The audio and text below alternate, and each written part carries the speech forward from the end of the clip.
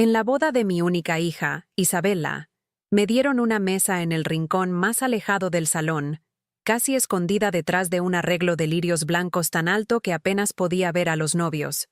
Allí estaba yo, un fantasma en medio de la opulencia de San Diego, vistiendo el sencillo vestido que mis propias manos habían cosido, un marcado contraste con la seda y los diamantes que brillaban a mi alrededor.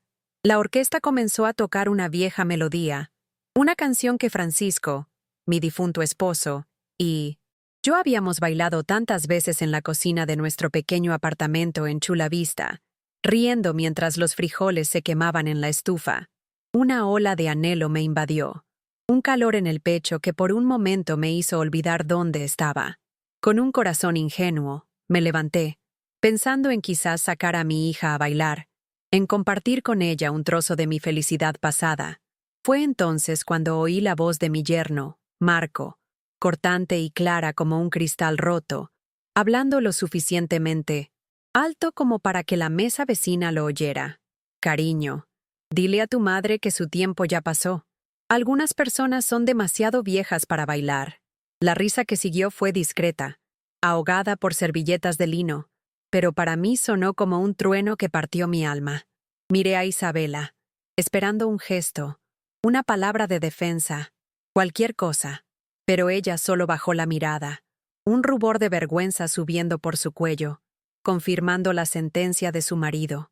En ese momento, ya no era la madre que la crió, que cosió su ropa de la escuela y vendió sus propias joyas para pagar su universidad. Era una molestia, una reliquia vieja y polvorienta que querían barrer bajo la alfombra. El dolor fue tan físico que tuve que apoyarme en la silla para no caer. Pero en medio del zumbido de la humillación, algo más fuerte comenzó a crecer dentro de mí. Una claridad fría y nítida. Podían avergonzarse de mis orígenes, de mi vestido, de mis manos arrugadas, pero no podían borrar mi historia. En ese silencio, ensordecedor, mientras su mundo celebraba, tomé una decisión. ¿Pensaban que era demasiado vieja para bailar? Les mostraría de lo que es capaz una anciana. Si amas a Jesús y crees que mi historia nos enseñará algo, suscríbete para no perderte los próximos episodios de Historias de Sanación y Sabiduría. Tu suscripción es un acto de fe en tu propia transformación, y te pido que te unas a nuestra comunidad de almas que han pasado por algo similar.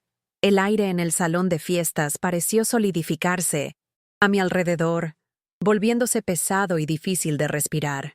El comentario de Marco flotaba en el ambiente como un humo tóxico, y las risas que lo siguieron, aunque breves, resonaban en mi mente como fragmentos de vidrio. Vi el momento exacto en que la vergüenza se apoderó del rostro de mi hija, Isabela. No era vergüenza por lo que dijo su marido, sino vergüenza de mí, de mi presencia allí.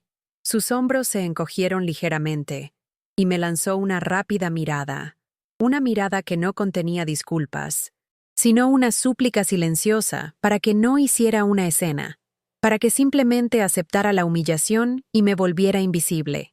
La gente de la mesa de al lado, que había estado charlando animadamente sobre viajes a Europa y el mercado de valores, de repente encontró un inmenso interés en sus platos de salmón. Ajustaban sus cubiertos, doblaban y redoblaban sus servilletas, haciendo todo lo posible por no cruzar sus miradas con la mía.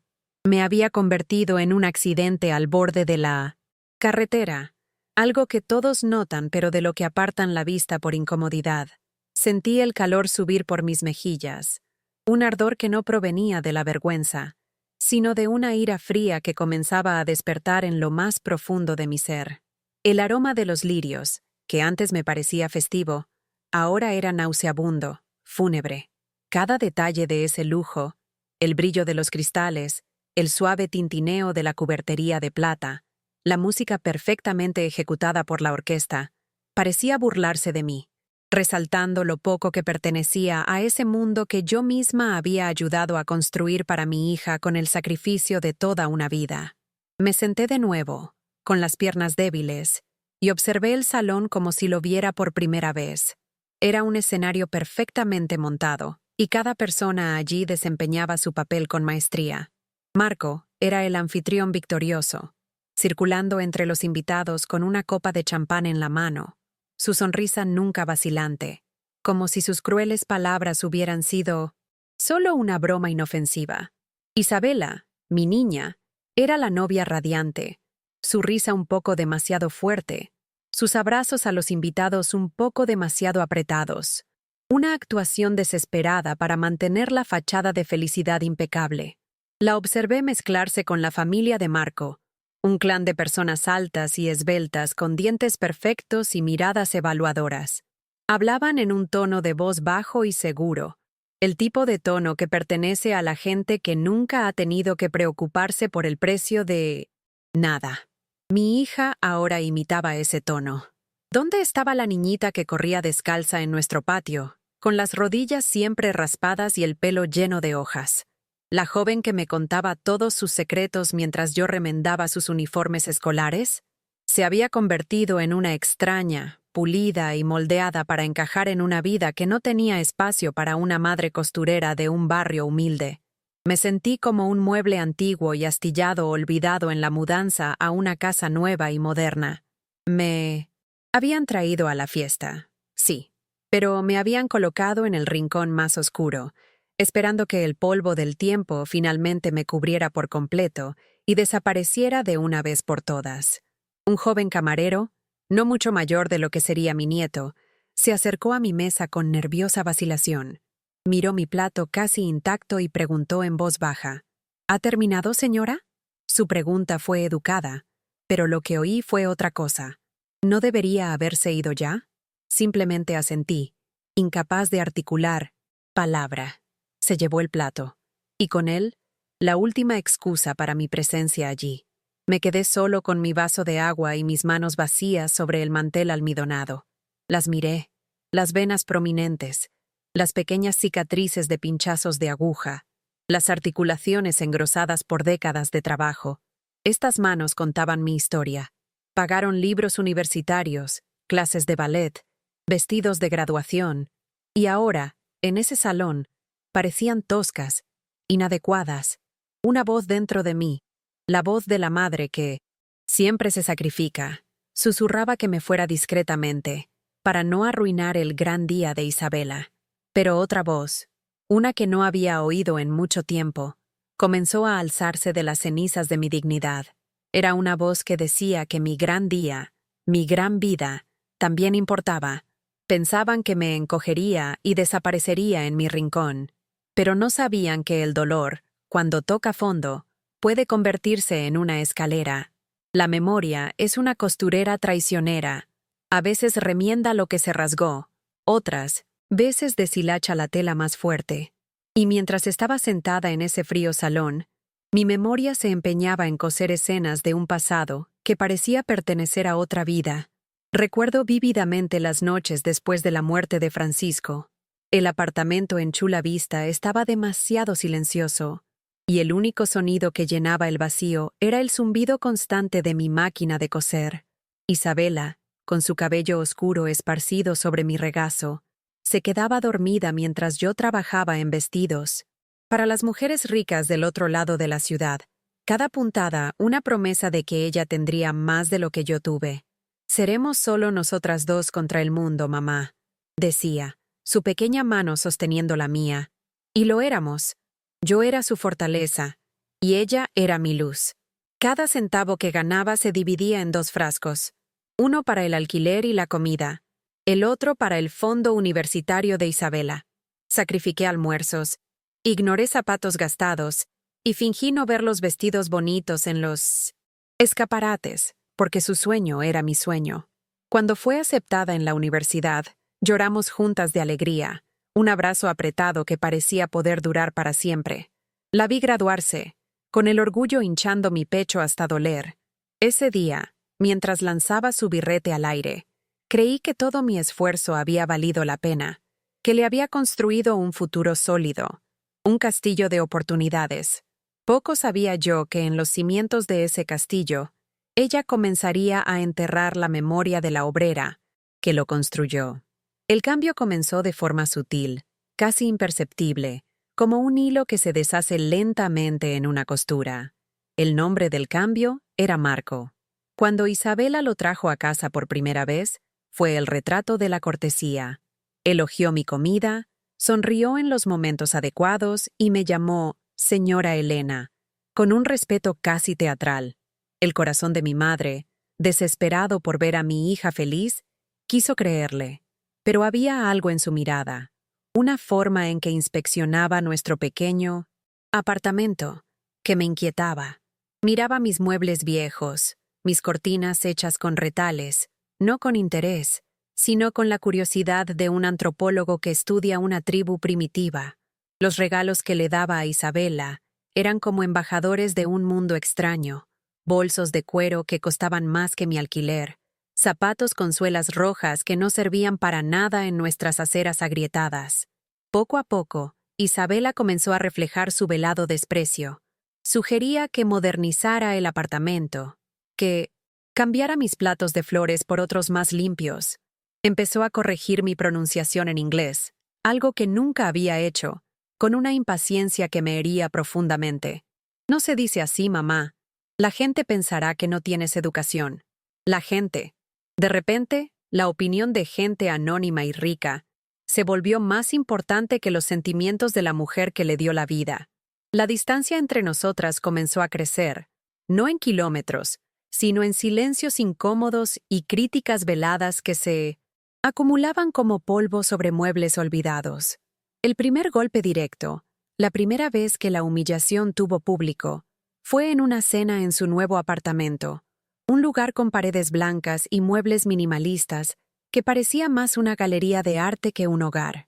Marco había invitado a algunos colegas de trabajo, hombres y mujeres que hablaban de inversiones y viajes a Aspen. Sintiéndome inútil en la sala, me levanté y fui a la cocina, por pura costumbre, para ver si podía ayudar en algo. Isabela me siguió, con el rostro tenso. «Mamá, ¿qué estás haciendo? Tenemos a alguien para servir». Antes de que pudiera responder, Marco entró en la cocina y, al ver la escena, soltó una risa forzada. «Déjala, cariño. Es de su generación. Las mujeres se sienten más a gusto cerca de la estufa». Lo dijo como si fuera una broma inofensiva, y sus amigos, que oyeron desde la sala, se rieron con él. La sangre se me heló en las venas.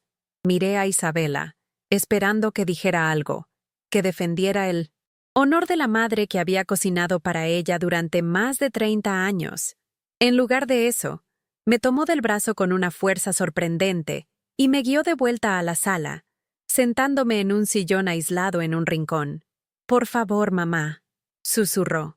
«Solo siéntate e intenta relajarte. No me avergüences». Esa noche no fui una invitada. Fui un objeto de decoración fuera de lugar, una antigüedad vergonzosa que no sabían cómo esconder. Comí en silencio, cada bocado un esfuerzo por tragar no la comida, sino el nudo de lágrimas que se formaba en mi garganta. La segunda puñalada fue aún más profunda, porque fue asestada por la espalda y confirmó mi mayor miedo. Me había convertido en una carga. Faltaban unos meses para la boda, y la presión financiera sobre ellos era evidente. Un día, fui a visitarlos sin avisar, llevando unas empanadas que sabía que a Isabela le encantaban desde niña. La puerta estaba entreabierta, y al acercarme, oí sus voces alteradas desde el despacho. Era Marco, quejándose del exorbitante costo de las flores para la fiesta. «Es un absurdo, Isabela, y todavía tenemos que lidiar con los extras», decía, con la voz cargada de frustración. Mi corazón se detuvo cuando oí la respuesta de mi hija. Su voz era baja, casi un susurro de culpabilidad. «Lo sé, cariño. Sé que lo que ella me ayuda apenas cubre sus propios gastos. Se ha convertido en una boca más que alimentar. Voy a intentar hablar con ella, a ver si puede contribuir más o... no sé». Me quedé paralizada en el pasillo. Una boca más que alimentar. Después de toda una vida de sacrificios, de noches en vela cosiendo para que ella pudiera comer, para que pudiera estudiar, en esto me había convertido. Un apunte en la columna de débitos de su presupuesto. No entré. Di media vuelta, en silencio, y bajé las escaleras del edificio. La bolsa de papel con las empanadas aún calientes en mis manos parecía pesar 1 tonelada. Al llegar a la calle, la tiré en la primera papelera que encontré. Ese día, el hambre que sentí no fue de comida, sino de dignidad. A partir de ese momento, un velo de tristeza resignada se posó sobre mi vida. Me convertí en una espectadora de la felicidad de mi propia hija, siguiendo los preparativos de la boda a través de las fotos que publicaba en las redes sociales. Las llamadas se volvieron raras, protocolarias. «Hola mamá, ¿cómo estás? Estoy a toda prisa. Hablamos luego. Besos». Siempre decía que todo estaba bien, incluso cuando la soledad me carcomía por dentro. Mi pequeño apartamento, antes un santuario de amor y risas, ahora era solo un espacio lleno de ecos y fantasmas. Las fotos de Isabela sonriendo en su graduación, en sus viajes, parecían mirarme con una alegría lejana, de un mundo al que ya no tenía acceso. Para no volverme loca, me sumergí en el trabajo. Aceptaba cualquier trabajo de costura de los vecinos, dobladillos de pantalones, vestidos de fiesta, cortinas. El zumbido de la máquina era mi única compañía constante. Un sonido que me recordaba que mis manos, aunque despreciadas por mi hija, todavía eran capaces de crear y arreglar. Me aferré a esa pequeña verdad con todas mis fuerzas. Era la prueba de que todavía tenía un valor, aunque el mundo, y especialmente mi propia hija, se esforzaran en convencerme de lo contrario. Estaba herida, sí, pero no estaba rota. Solo estaba adormecida, esperando que algo, o alguien, me despertara. La gota que colmó el vaso llegó 1 semana antes de la boda. Isabela me llamó, su voz melosa de una manera que solo aparecía cuando necesitaba algo. Habló de un problema con el proveedor de la decoración, un costo inesperado que amenazaba su sueño. No pidió dinero directamente, pero la historia fue contada con tantos detalles dramáticos que el mensaje era claro. En ese instante, tuve una elección. Podría haber dicho que no. Podría haberla confrontado por todo lo que había oído y sentido. Pero la vieja madre sacrificada dentro de mí, la mujer programada para darlo todo por su hija, ganó. Fui al banco al día siguiente y retiré el resto del seguro de vida de Francisco, el dinero que había guardado religiosamente para una emergencia médica, para mi propia vejez. Le entregué el sobre como regalo de bodas. Lo tomó con un «Gracias, mamá». Demasiado rápido, demasiado casual. No tenía ni idea de lo que realmente contenía ese sobre. Mis últimos restos de seguridad, mi futuro. Esa noche, mientras cosía mi propio vestido para la fiesta, ya que no podía permitirme comprar uno, la tristeza era tan abrumadora que tuve que parar. Fui a buscar una foto antigua de Francisco. Necesitaba ver su sonrisa. Abrí una vieja caja de madera donde guardaba nuestros recuerdos, y allí, debajo de cartas amarillentas, había algo que había olvidado por completo. No era una foto, era mi diploma de instructora de baile de salón, de antes de casarme, y con él, el recuerdo de una promesa que me hice a los 20 años, nunca dejar que nadie me dijera que no podía bailar. El recuerdo de mi diploma de 1900. Baile, olvidado en el fondo de una caja, chocó con la humillación presente y encendió una chispa dentro de mí. Era el recuerdo no de la madre, no de la viuda, no de la costurera, sino de Elena, la joven que creía que el baile podía curar cualquier dolor. Y el dolor que sentía en ese momento era abismal. Vi a Marco reír con un invitado, señalando discretamente en mi dirección. Vi a Isabela forzar una sonrisa para una tía rica del novio, su cuerpo tenso como la cuerda de un violín. Me habían sentenciado al olvido, hacer una nota a pie de página en la historia de sus vidas. Pero decidí, en ese instante, que mi libro aún no había terminado. Lentamente, con una calma que no sabía que poseía, me levanté. Mis rodillas temblaron por un segundo, pero mis manos, esas manos que despreciaban, estaban firmes. Alicé la falda de mi vestido hecho en casa, un simple gesto que se convirtió en una armadura, y empecé a caminar, no hacia la salida, como probablemente esperaban, sino hacia el escenario. Cada paso sobre el pulido suelo de mármol fue deliberado, cargado con el significado de una vida. El murmullo del salón disminuyó a medida que la gente empezaba a fijarse en mí. Las miradas de lástima, curiosidad y desdén me seguían, pero yo no las veía. Mi atención estaba fija en el escenario iluminado, que para mí no era un lugar de entretenimiento, sino un tribunal donde finalmente reclamaría mi propia verdad. La distancia desde mi mesa hasta las escaleras del escenario pareció de kilómetros, una peregrinación a través de un desierto de indiferencia. Al pie de la pequeña escalera que conducía al escenario, la banda, que se preparaba para tocar una canción animada, vaciló. El vocalista me miró con una expresión de pura confusión. Al otro lado del salón, vi un destello de pánico en los ojos de Isabela. Dio un paso hacia mí, su boca abriéndose para decir algo, probablemente para detenerme, para contenerme, para esconderme una vez más. Marco le puso una mano en el brazo, sujetándola, su rostro una máscara de furia e incredulidad. Pensaba que podía controlarme con una mirada, que el miedo que él y mi hija me habían infundido sería suficiente para hacerme retroceder. Pero estaban mirando a una mujer que ya no existía. La Elena que tenía miedo de avergonzarlos había muerto en ese rincón oscuro, cerca de los lirios. Subí los escalones con la columna recta, una reina ascendiendo a su trono de dignidad. El silencio en el salón era ahora total, denso y pesado. Lo único que se oía era el sonido de mis zapatos gastados en el escenario y el latido frenético de mi propio corazón. Me acerqué al pie del micrófono. El cantante, un hombre de mediana edad con ojos amables, no hizo ademán de detenerme. Simplemente retrocedió, como si reconociera que ese momento no le pertenecía. Con una mano que ya no temblaba, agarré el micrófono, sintiendo el frío metal contra mi piel. Y entonces, me enfrenté al salón. Me enfrenté a todos. Me enfrenté a mi hija.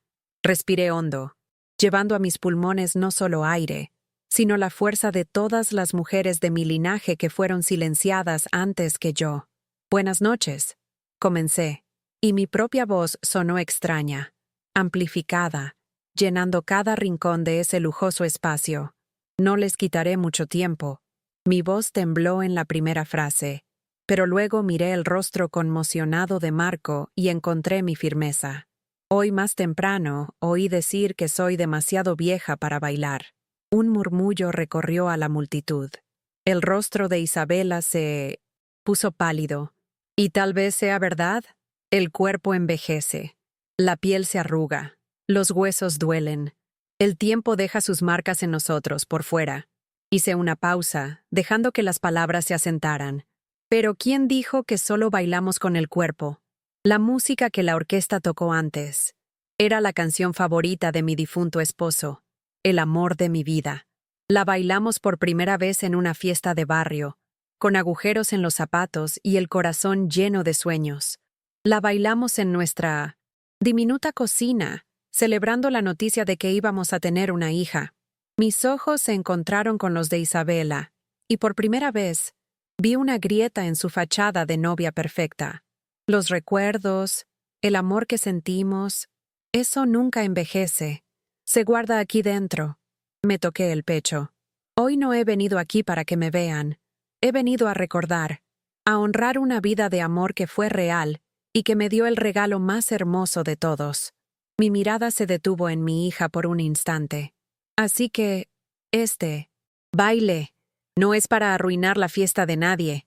Este baile es para mí. Devolví el micrófono a su soporte con un suave clic que resonó en el silencio. Sin mirar a nadie más, bajé del escenario y caminé hacia el centro exacto de la pista de baile, que estaba vacía y parecía un gran lago de madera pulida bajo las luces. Me volví hacia el director de la orquesta, que me observaba con la boca entreabierta, y simplemente asentí. Pareció entenderlo todo. Levantó su batuta y tras un momento de vacilación, la melodía comenzó de nuevo. La misma canción de antes, pero esta vez, los violines sonaban más dulces, casi como un lamento de anhelo. Me quedé quieta un instante, con los ojos cerrados, dejando que la música me encontrara. Y entonces, Empecé a bailar, sola. Mis primeros movimientos fueron pequeños, contenidos, como si estuviera pidiendo permiso a mis propios recuerdos. Pero entonces la música me llenó, y el salón de fiestas desapareció. Ya no estaba en San Diego. Estaba de vuelta, en mi pequeña cocina, en los fuertes brazos de Francisco, su rostro sonriente cerca del mío, el olor a cilantro y amor en el aire. Una sonrisa genuina, la primera en muchos años, brotó en mis labios. Giraba lentamente, mis manos moviéndose en el aire como si sostuvieran las suyas. En ese salón donde me llamaron vieja, me volví atemporal. El dolor de la humillación se disolvió, transformado en una gracia melancólica y poderosa. Y fue entonces cuando, al otro lado de la pista, vi el primer par de ojos llenarse de lágrimas. Y no eran los de mi hija. Nos gustaría sentir tu presencia en este preciso momento. Por favor, escribe en los comentarios desde qué ciudad nos estás viendo y qué hora es allí ahora. Al hacer esto, creamos una red de energía y apoyo para esta historia. Un recordatorio de que no estamos solos en nuestras batallas. Cada comentario es un punto de luz en nuestro proceso de sanación. Mi baile solitario duró solo los 3 minutos de la canción, pero en ese breve lapso de mi tiempo, algo cambió en la atmósfera de aquel salón. El aire, antes frío y cargado de juicio, comenzó a calentarse con una emoción que el dinero no puede comprar: la empatía. El hombre que vi llorar era un tío abuelo lejano de Marco, un señor que, como yo, había sido colocado en una mesa apartada. Con una mirada tierna a su esposa, se levantó y la condujo a la pista de baile. No bailaron cerca de mí, no intentaron robar mi momento, sino que se posicionaron en un rincón de la pista, moviéndose, lentamente, como si estuvieran en su propia burbuja de recuerdos. Su gesto fue un permiso silencioso. Pronto, otra pareja de ancianos se les unió. Y luego, una pareja más joven, que quizás recordó a sus propios abuelos. La pista de baile, antes un espacio vacío de rechazo, comenzó a poblarse. No con el baile frenético y forzado que se esperaría de una fiesta de bodas, sino con un movimiento suave y respetuoso. La gente bailaba en homenaje a sus propias historias, a sus propios amores perdidos o reencontrados. Ya no era el centro de atención de forma humillante. Me había convertido en la catalizadora de un momento de genuina conexión humana, rompiendo la fachada de fría perfección que Marco e Isabela se habían esforzado tanto en construir. Mientras tanto, vi cómo se formaba la tormenta en el rostro de Marco. Cada pareja que entraba en la pista era una afrenta directa a su control, una grieta en su imagen de poder. Su rostro, antes bronceado y sonriente, estaba ahora pálido y contraído, en una máscara de furia contenida. Se inclinó hacia Isabela, su voz un siseo venenoso que casi pude sentir desde el otro lado del salón. «¡Haz algo!», ordenó. «Esto es un desastre. Saca a tu ridícula madre de ahí ahora». La agarró por el brazo, su mano apretando la delicada tela del vestido de novia. Pero Isabela no se movió. Sus ojos estaban fijos en mí, y en ellos vi un torbellino de emociones que había estado reprimiendo durante años.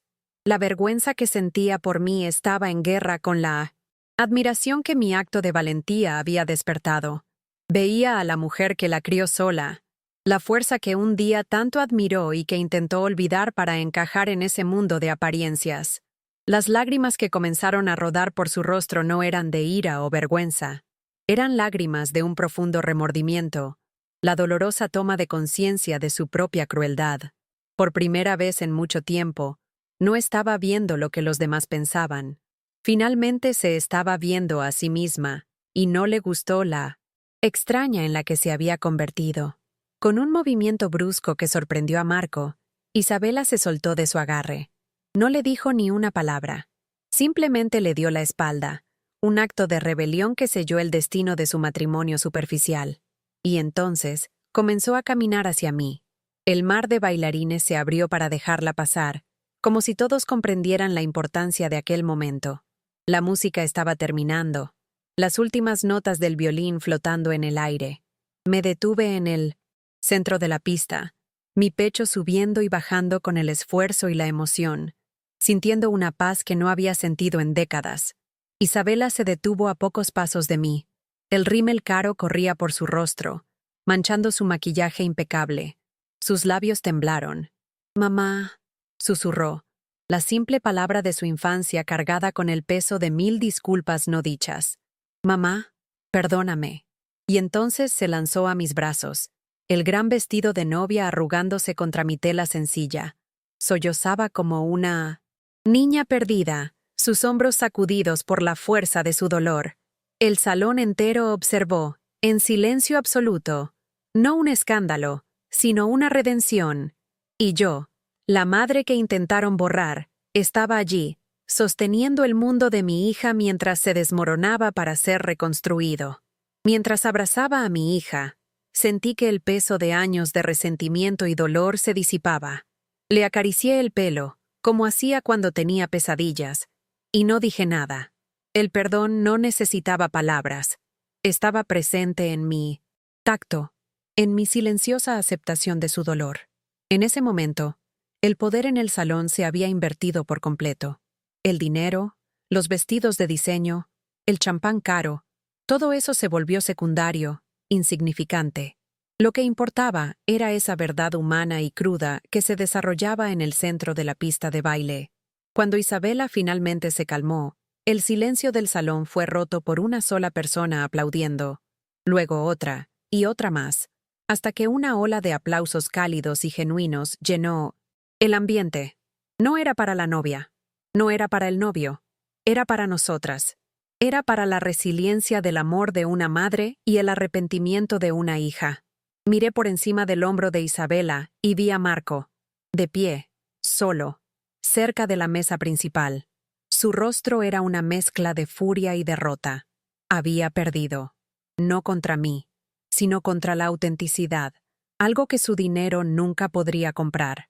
Él era ahora el extraño, el objeto fuera de lugar en un mundo que, por un breve momento, había redescubierto su alma. Con cuidado, guié a Isabela fuera de la pista de baile, lejos de las miradas curiosas, hacia un balcón que daba a los jardines iluminados. La fresca brisa de la noche de San Diego fue un alivio. Dejamos atrás el sonido de la fiesta, un zumbido lejano que ya no nos pertenecía. Nos sentamos en un pequeño banco de hierro y, por primera vez en años, sostuve la mano de mi hija sin que hubiera una barrera de resentimiento entre nosotras. Ella no intentó explicarse, y yo no pedí explicaciones. Sabíamos que tendríamos tiempo para eso. Lo importante era que el camino de regreso de la una a la otra se había reabierto. Miré el cielo oscuro, salpicado de estrellas que brillaban con una tranquila indiferencia ante todos nuestros dramas humanos. Habían intentado quitármelo todo, mis ahorros, mi historia, y lo más importante, mi dignidad. Pero al forzarme a llegar a mi límite, me devolvieron a mí misma. Esa noche, en medio del lujo que me rechazó, no encontré un tesoro. Encontré algo mucho más valioso. Hoy no tengo lujos, pero tengo respeto. Y eso nadie me lo puede volver a quitar.